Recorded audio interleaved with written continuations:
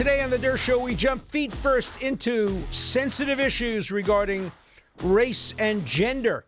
We're going to talk about an event that happened in Smith College where a black woman was told to leave a dormitory area. She cried racism. It turned out she was the one who was wrong, and the people who told her to leave was 100% right. And then we're also going to talk about what it means that of 43 investigations of shooting of black people in the New York area, none of them has been successfully convicted. You'll hear about this issue and other issues regarding race on today's Dershow. Today we're going to talk about a subject that's very difficult to talk about: race, racial discrimination, identity politics. But it's very, very important to have honest discussions about race. And there are two issues that arose in yesterday and the day before's New York Times that bring the issue of race and identity politics to the forefront. One was a very disturbing article entitled "Inside a Battle Over Race, Class, and Power at Smith College." And it tells a story that one can imagine a film being made of. It tells a story of a young black woman having lunch in an isolated area of a dormitory, and she's approached by a janitor and a campus unarmed police officer and simply asked what she's doing in that part of the dormitory because it was not supposed to be a place where people were having lunch. That should have been the end of it. She left, went to a different part of the dormitory, and then she tweeted that she was profiled. Quote, "All I did was be black. It's outrageous that some people question me being at Smith College and my existence overall as a woman of color." So this hit the internet and became viral.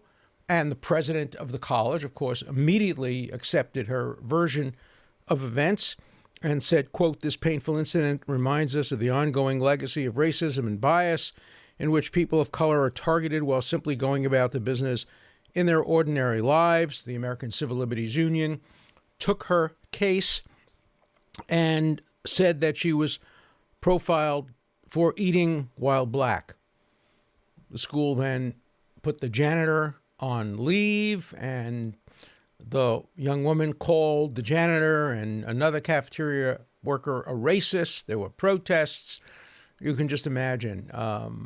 The demand was made for separate black dormitories by the American Civil Liberties Union, and other consequences followed. People were required to take all kinds of sessions on how to deal with racial issues, etc. But then the university did a smart thing. They hired a law firm that specialized in investigating charges of racism. And the law firm did a very extensive investigation and found out that the entire fault was on the part of the young black woman, that what she did was wrong and what all the other people did was right. It was as simple as that.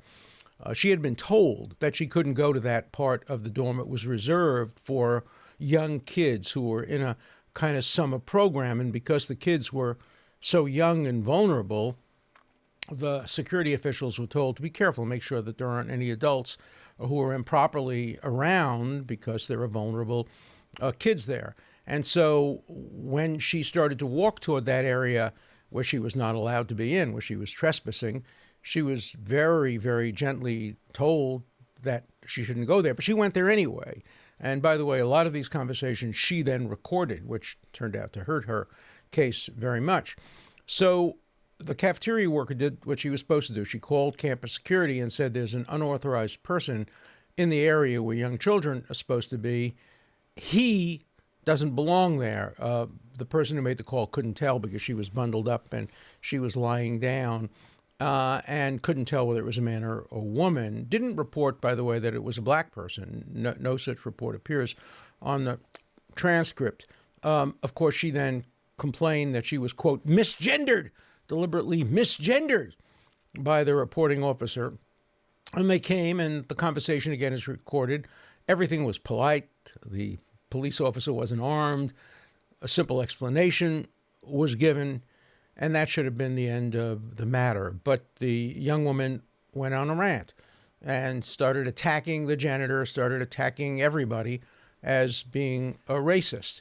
And the university basically supported her, notwithstanding the fact that the investigation proved that it was she who was completely at fault.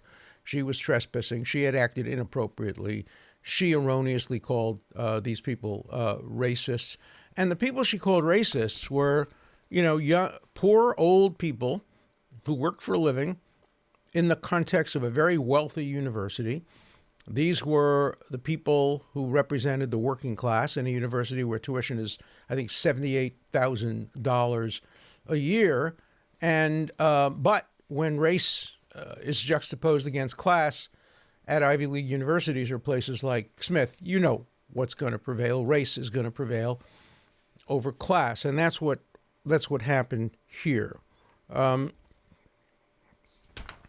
The issue was should have come to an end, but it didn't.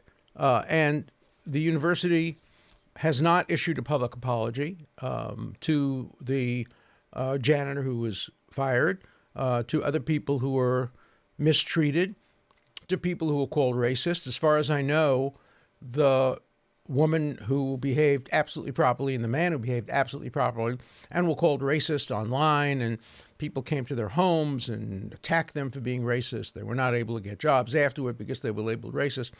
As far as I know, they haven't sued the young woman. I think she would be open to a lawsuit. She called them racists after knowing that there was no racism at all involved in this. But, you can throw around the phrase racist all you want. It's really today become like crying wolf. The difference is people still believe it. If you accuse somebody of racism and you are black and the person you accuse is white, even though if you're rich and the person who you accuse is poor, it's going to resonate. Identity politics means if you're black, you're right. If you're white, you're wrong.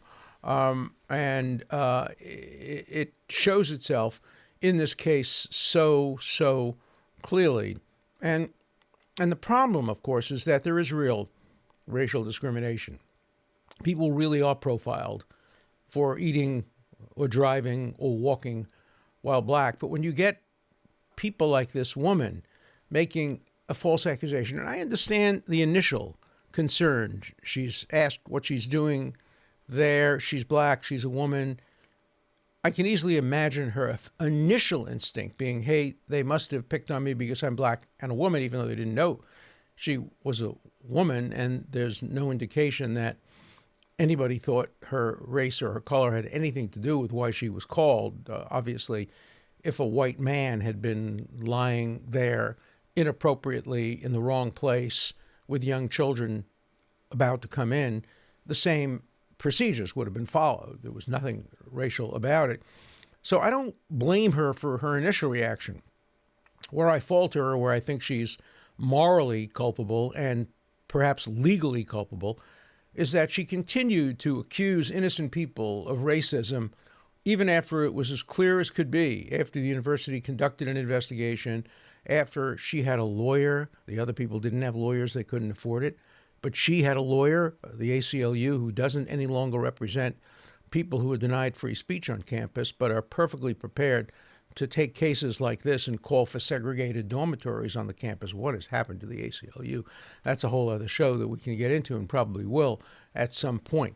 But the ACLU takes the lead. She throws around the term racist. And the end result is going to be that people are going to take real racism allegations a little less seriously. This woman did no good for African-American people, for people of color. She hurt their cause terribly. She should not be treated as a hero. She should be treated as a naive, young, identity politics woman who was prepared to lie and prepared to falsely accuse people of racism when she knew that racism wasn't involved. And it's an issue worth discussing. And she's an adult. She's in her 20s, and she should be treated as an adult, and she should be held accountable for her conduct. This relates to another story that appeared in today's New York Times, and it's a story that says that of the 43 cases investigated and prosecuted by a special New York team of prosecutors that are assigned to cases involving police officers shooting African-American people, mostly unarmed African-American people, that of the 43 cases investigated and prosecuted, there hasn't been not a single conviction. And the New York Times presents that as a story of the failure of the system, of bias in the system. But it's much more complex than that. It may show a very different phenomenon at work. It may show that as the result of legitimate concerns growing out of these cases of police shooting and Black Lives Matter advocacy, that many, many more cases are now being prosecuted and investigated than ever before. And when you get many, many, many more cases being investigated and prosecuted, you're going to include within the many, many more that are being investigated and prosecuted, many, many more innocent cases. And so the more cases you investigate and prosecute that include people who are innocent, the lower the rate of convictions are going to be.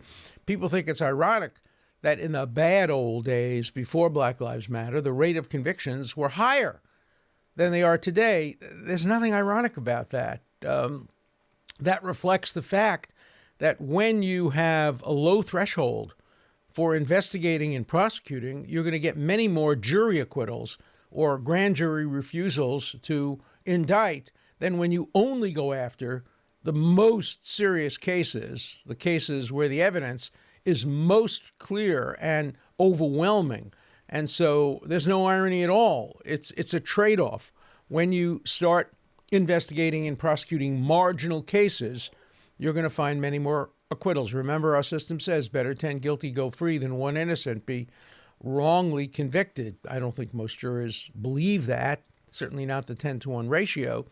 But jurors are supposed to resolve doubts in favor of acquittal rather than in favor of conviction. And in many of these cases, in the Times, buried in the story, you can find it, says that many of these cases are complex and nuanced and difficult. The police have an instant to react. Often it's dark. And what turns out to be an unarmed man may have been holding something in his hand that to a policeman 100 yards away or even 30 yards away may appear to be a weapon. And you have to look at the other side of the coin, too. What happens when police fail to shoot?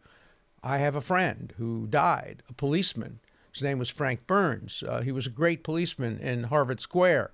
He helped my son once when my son was selling newspapers and was beaten up by a bunch of thugs in the square. My son called me, and we came to the square, and we found Officer Burns, and he knew immediately who had done it, and he got them. And he was a great cop. And one day he was called to a domestic dispute, and domestic disputes are very dangerous. And the guy had a gun, and he was holding his domestic partner at gunpoint. It's a long time ago. I hope I have all the facts straight, but I know the basic facts are straight. And Frank could have shot the guy, but because he was in close proximity to an innocent victim, he withheld his fire.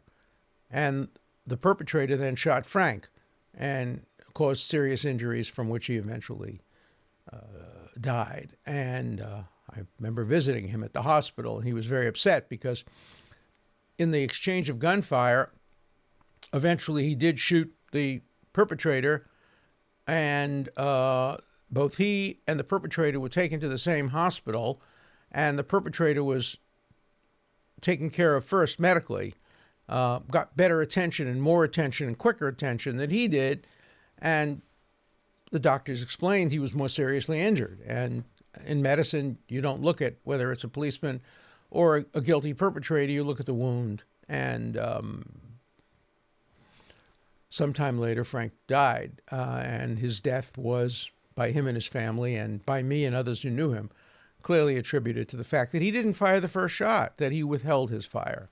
And so there's another side of that coin, too, that one has to look at. But the main point that I'm emphasizing today in this complicated, difficult discussion of race, of shootings, of profiling, is that it's often much more complex than the media make it out to be, and that people who are in the business of basically trying to see everything through the lens of race, who reject Martin Luther King's dream.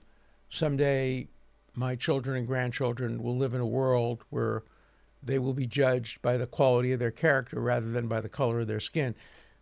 Today, that's rejected on many university campuses. Today, we have programs that emphasize racial differences that don't move toward a colorblind society, but try to move toward a society where race dominates and ethnicity dominates and gender dominates and identity dominates, and the quality of the character is subordinate to these other more visible manifestations and issues. Very difficult to talk about, because if you say anything that's not politically correct today, you're called a racist and you're required to go to mandatory moral training programs. You know, I can easily understand a university taking the position that we don't want overt racists in our midst. We don't want people who are white supremacists or neo-Nazis. But I don't think a university has the right to tell you how you should think about race in general. It shouldn't tell you that it's wrong to accept Martin Luther King's notion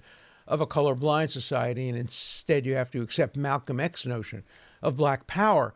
That's not the appropriate role of a university, and you can't have moral training programs where you're required to take a loyalty oath to one side of this highly debatable issue about how we resolve race, whether or not racial quotas are a good thing or a bad thing, whether or not affirmative action based exclusively on race, not on class, is a good thing or a bad thing, whether race and class should be considered together, whether poverty, other factors should be thrown into the mix when affirmative action programs are implemented. These are issues that warrant discussion. People are terrified about discussing them, because when they do, when they have honest discussions about issues of race and sometimes about issues of gender, but I think more today issues of race than issues of gender, you're afraid of crossing some invisible line and being accused of sexism or racism or microaggressions. Microaggressions, macroaggressions, it depends on where you sit. This weekend, there's going to be a demonstration against Saturday Night Live. Saturday night at 9 o'clock, a group of people are going to stand in front of NBC and protest two things that NBC did. Number one, on Saturday Night Live, they had a very bad joke. It committed the worst sin of humor. It wasn't funny. The man who told the non-joke, the bad joke about Jews getting vaccinated and non-Jews not getting vaccinated was Michael Che. He read the news that Israel had managed to vaccinate half of its population, and then sneeringly and laughingly he said, well, I'll bet you it's the Jewish half. Well, no, it wasn't the Jewish half. In fact, all of Israel's citizens are equally eligible for vaccination, whether you're Jewish or Muslim or Christian or Russian Orthodox or Buddhist or Zoroastrian. You get equal access. Sure, if you're not a citizen and you live in the Gaza and you're firing rockets at Israeli areas, and you have your own healthcare system, maybe Israel isn't really obligated to provide, take vaccines away from its own citizens and give them to its enemies. All right, that's a point that could be debated, but the joke wasn't funny, and there's going to be a protest. I'm in favor of the protest, and I'm in favor of not banning the people who made the dumb joke. Maybe he'll learn his lesson, and maybe he'll look in the mirror and ask himself, why does he joke about Israel and Jews so much? Is there something that maybe he ought to think hard about before he writes any more humor of this kind? He'll think about it, and the protest will go forward. NBC also took a show off the air. an episode of Nurses, which was very stereotyped. It had a young Hasidic man who needed a bone graft, and they said, "You're going to get a bone graft." And a man with a long beard, obviously a fake beard, supposed to look like a Hasid, said, "Yeah, but with a very stereotyped kind of accent and everything, Bill, what if it's an Arab, or what if it's a Goy, using an invidious term, a Gentile, bone? What if it's a woman? Oh my God!" And then the young boy says, "No, I'm not gonna have it." And it was very stereotyped, and it had all the elements of anti-Semitic stereotyping, and NBC realized it and pulled the show off the air. So it's easy to be offended. One has to protect freedom of speech above all. So would I have taken it off the air? I don't know. Certainly I would have apologized or offered an explanation. But that's NBC's decision. The government didn't make them take it off the air. As I've said before, Bill Sapphire got it right when he said once that every American has the right to complain about the trash on television except Uncle Sam.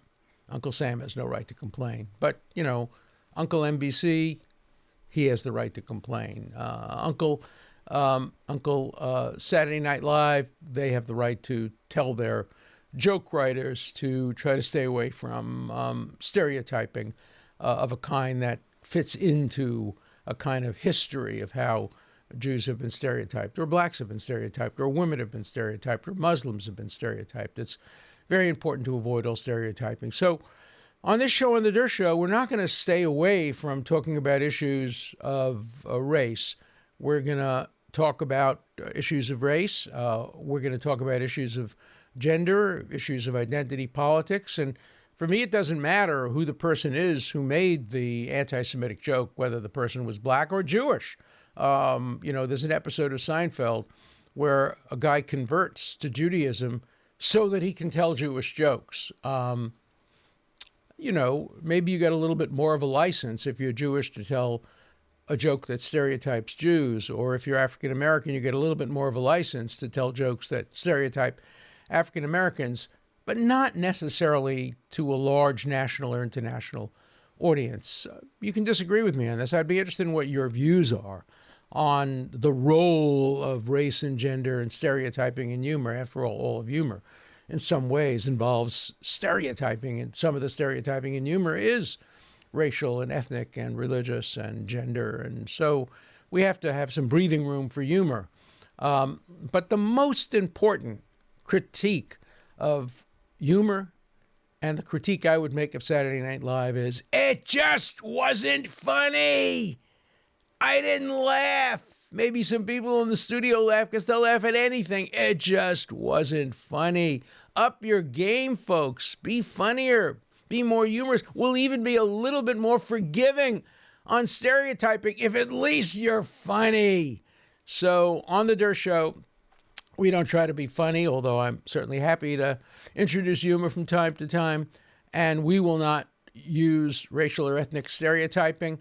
And we welcome your views on this subject, your views of how to balance free speech rights, First Amendment rights, the right to be humorous, the right to be wrong, against sensitivities.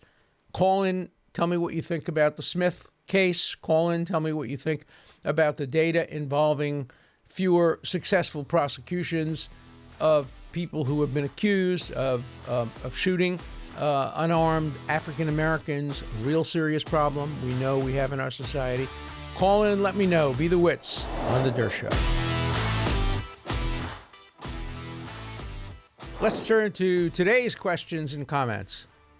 Mr. Dershowitz, just thank you for your courage in the efforts that you're taking. God bless you.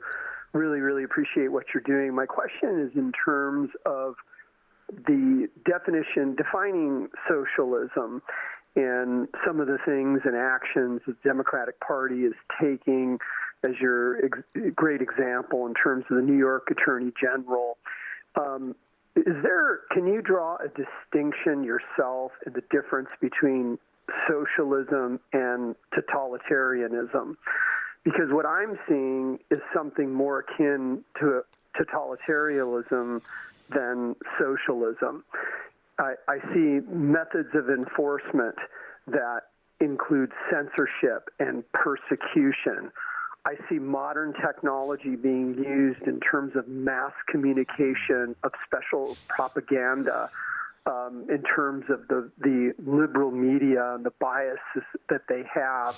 I see attempts at state control of society in terms of what they're doing with education and how liberal our educational institutions have become and how they're stifling religion. I see ideologies trying to be managed by the Democratic Party in terms of vilifying Trump supporters. I see attempts at state control of individuals. I see things that are really defining more totalitarianism versus socialism, and I'm wondering what your opinion is on that. Thank you. It's a very good and complex question. Of course, socialism at its core is merely an economic system whereby the government plays a larger role in controlling the means of production. We have socialist countries in the world today that are anything but totalitarian. Most of them are mixed socialist free market countries, the Scandinavian countries. Israel started as a socialist country when 1948, when Ben Gurion was the prime minister. It was a socialist country, and it had kibbutzim, and a lot of the elements of socialism were there, but it was a fully blown democracy.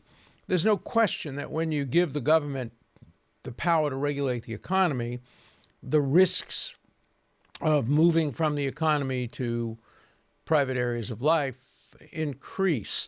We've seen totalitarianism both from the left and the right at the same time, obviously.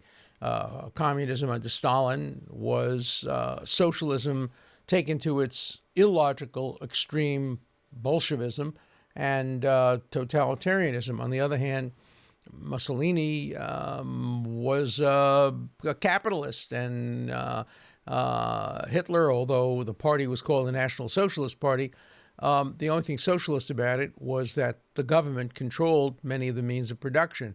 But it was a mixture. It didn't fit neatly into any definition of socialism. So I think we have to separate out, say, for example, the New Deal, Franklin Delano Roosevelt's New Deal, which had elements of socialism, Social Security, minimum wage, government regulation of certain industries, but maintained full and robust freedom of speech and democracy. So there is an enormous difference between socialism on the one hand and totalitarianism on the other hand, and I think sometimes people on the right throw around the term socialism and liberalism much too casually. A liberal is anything but a socialist. A liberal is somebody who believes in freedom and liberty and civil liberties and open-mindedness. So let's be careful with our use of terms. Hello, Professor. My name is Lance. In light of the attorneys who defended President Trump and the 140 supposedly learned scholars who talked about how these people should be basically deplatformed. I mean, that's what they were saying. They were saying that the Constitution is over. I'm curious to just like to hear you expound on your fears of where this is going. It looks like the majority of your profession is there, and you guys are now outliers in just men in the wilderness now, where you used to be kind of a mainstream guy, Alan. You were one of the leading attorneys in the world, and now you've been made to look like an outlier. Just like to hear you talk about that one. Anyway, thank you.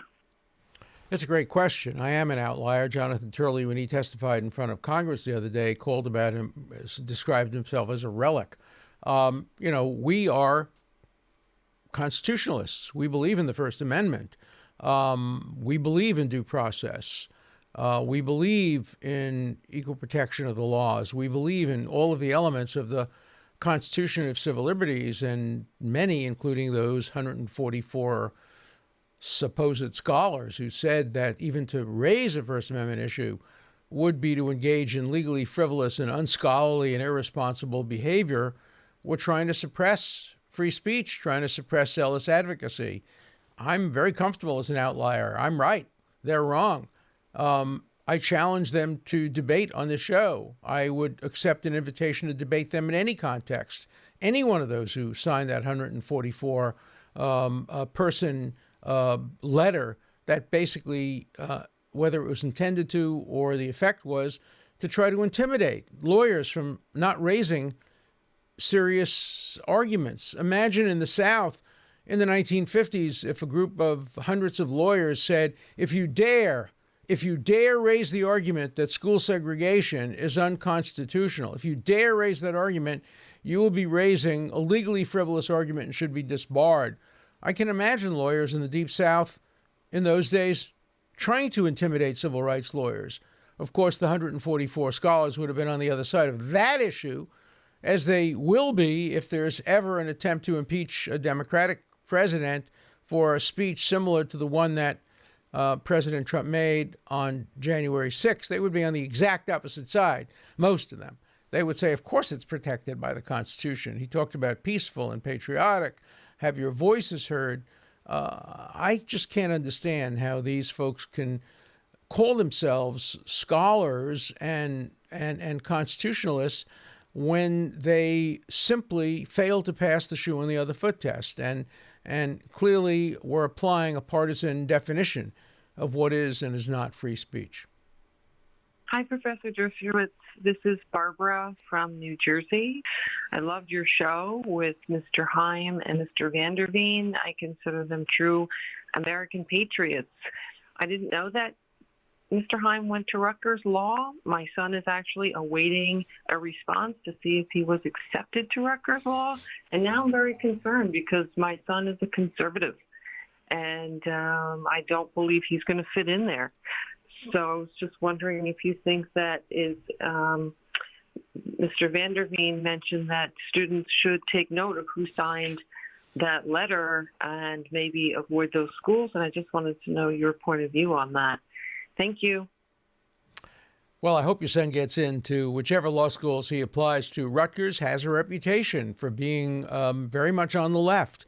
I'm sure it does have some conservative professors, and if your son has courage, he's going to have to stand up to the groupthink. But that would be true of many, many universities today.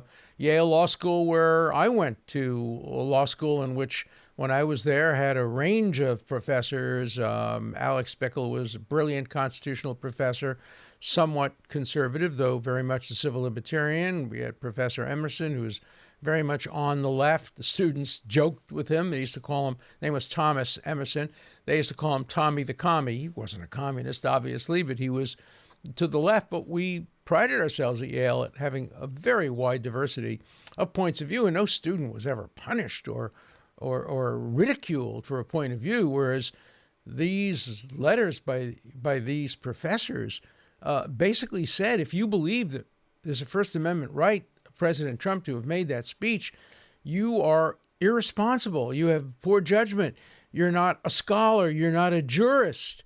That's very dangerous for professors to take that view of students who differ from them. But there are a few schools that are well known for having a more conservative bent.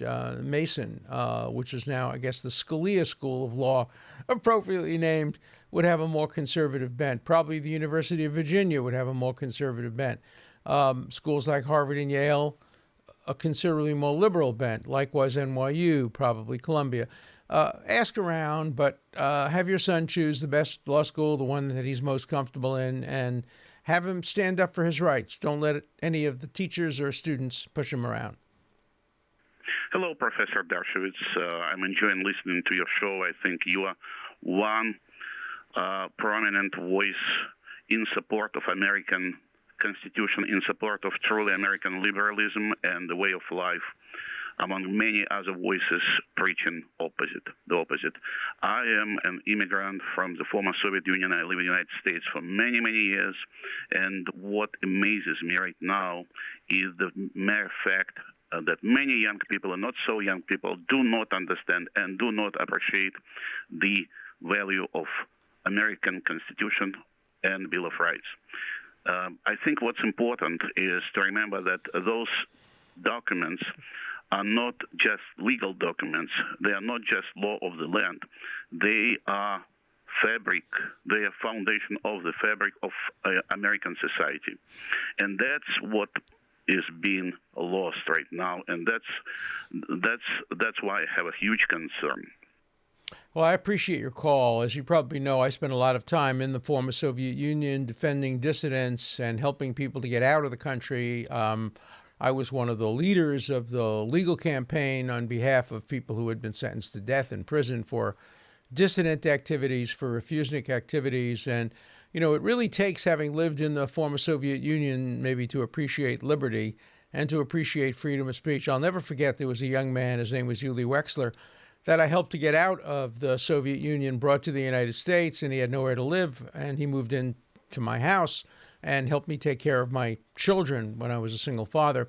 And when he first came to the United States, we took a walk from my house to Harvard Square, and I brought him to a bookstore, and he was shocked that you could actually buy a book in the United States without the government knowing which book you bought. In the Soviet Union, if you bought a book, the government would have a record of what book you bought. So if you bought a book that was in any way critical, if you could even find one in a bookstore, and of course in the United States, you could find books in bookstores that are critical of every aspect of America. And it took somebody from the Soviet Union like him to make me appreciate how free we are, and we can go to a bookstore, buy a book, pay cash, not use a credit card, and nobody in the world will ever know that we bought this book and read it. I doubt you can do that in Hong Kong today. I doubt you can do that in Cuba today. And if you don't appreciate American liberty and American freedom, just spend some time in a really repressive regime, and maybe you'll come back and appreciate it. Professor Dershowitz, avid fan, frequent listener, and a subscriber. I paid my tuition, and I urge others to do likewise. On the subject of personhood, who or what authority has the power to establish personhood, the personhood of children in utero before their birthdays? SCOTUS wrote, and I quote, "If this suggestion of personhood is established, the appellant's case, of course, collapses, for the fetus's right to life would then be guaranteed specifically by the amendment." Since SCOTUS didn't do that in 73, who today's SCOTUS, Congress, the president, a religious figure, me, you, who can definitively declare that children are endowed with personhood, which will protect them under the 14th Amendment from deprivation of life, liberty, and property without due process? How would that come about? Well, I think it would have to be a legislative determination. There's certainly nothing in the Constitution about it. The framers of the Constitution did not regard fetuses as persons. If they did, they would have had them count in the census. They would have made it murder to abort a fetus or to destroy a fetus. None of that is true. Under the common law, for you to be convicted of killing a person, you have to be convicted of killing a person who has been born. The legislature could change that, but the framers certainly did not have in mind personhood for fetuses. I mean, if you start going down that line, how early in life does the fetus become a person? Immediately upon the zygote connecting, immediately upon intercourse occurring, when the sperm and the egg merge? Is it a person then? Is the sperm a potential person? Is the egg a potential person? Does it require a few months to pass? These are all going to be matters of degree. One can easily argue that the Supreme Court should not be involved in such complicated issues that involve religion, philosophy, biology, etc. It should be the legislature, but surely the Constitution does not, when it talks about, or the Declaration of Independence, when it talks about life, liberty, and the pursuit of happiness, doesn't include the life of a fetus explicitly. And if you look at the laws that existed at the time of the framing, the framers would be shocked to hear that a fetus was a person, and then it would raise all those questions I've just raised. When does personhood begin, etc.? And there's an enormous difference. I've written about this extensively. There's a big difference between a woman who has chosen to have an abortion, whether or not that fetus has personhood, or a woman who says, no, I want to bring this child to birth, and then somebody deliberately kicks her in the belly, deprives her of the ability, and deprives the child who was about to be born of the ability to live. I can imagine a rational law treating those situations quite differently. A woman surely has the right to smoke under the law today, a right to drink, and a right to use prescribed pharmaceutical drugs. But if she's pregnant, maybe she doesn't have that right. Maybe the fetus does have, if it's going to be born, the right to be born healthy. These are such complex issues that are better addressed, I think, by legislatures than they are by courts. Hello, Professor Dershowitz. My name is Chris. I'm from Stockholm. Grew up in New York. I want to ask a quick question regarding the student loan forgiveness proposals and the constitutionality of it, and if it doesn't actually create two classes of citizens, and that it is asking for a forgiveness of debt from a party that willingly entered into a contract with the institution or the government that they've received their loan from. By giving them a forgiveness of this debt, doesn't that create two classes? And how is that constitutional that you could also say that somebody can back out of the contract that they made? That was my question. Well, the Constitution does provide, of course, for the validity of contracts. It's in the Constitution itself. And I can imagine if somebody owes money to a university and the legislature forgave all those debts, that the university could probably bring a lawsuit. Whether or not somebody whose debt wasn't forgiven would have standing to do that, I don't know. I'm not myself in favor of universally canceling all debt. I don't want to have money go to very, very wealthy people who have benefited from their college education, who have made a fortune of money, and now want their debt forgiven. Look, I was very lucky. I went to a free college. I made money off my college. I won a New York State scholarship, a competitive scholarship, and therefore I was paid $1,400 to go to college. It covered everything. But tuition was zero at Brooklyn College, and I got a phenomenal education. So I'm a little spoiled. I'd love to see free education, at least for poor people. I couldn't have afforded to pay tuition in college, and many of my classmates at Brooklyn College or City College of New York could not have gone to college if they charged tuition, certainly if they charged Harvard-type tuition. So free education was very important. I'd like to see more free education, but I'm in favor of a means test. I don't think rich people should benefit from having their debt canceled. You're right, it does create two classes of citizens. I don't think it raises a constitutional question for others. I don't think they have standing. The government has the right to treat citizens differently if they think they have a rational basis for doing so. But I think the government should look hard before it creates a program in which all college debts are canceled, rather than selectively canceling debt in order to encourage graduates to go into areas of business and life that benefit the society, and not just making more and more and more money. These are hard questions, and they're the kinds of questions that for years I would welcome discussions in law school. Today, it's very hard to have these discussions. You're accused of classism, you're accused of thisism, thatism, the otherism. But on the Dershow, we're always going to have these kinds of discussions. And the questions I got today, the comments I get repeatedly are so intelligent, so thoughtful. Whether I agree with them or disagree with them, that's the nature of debate in America. So let's continue the debate on future Dershows. An important part of the Dershow is your voice, your questions, your comments.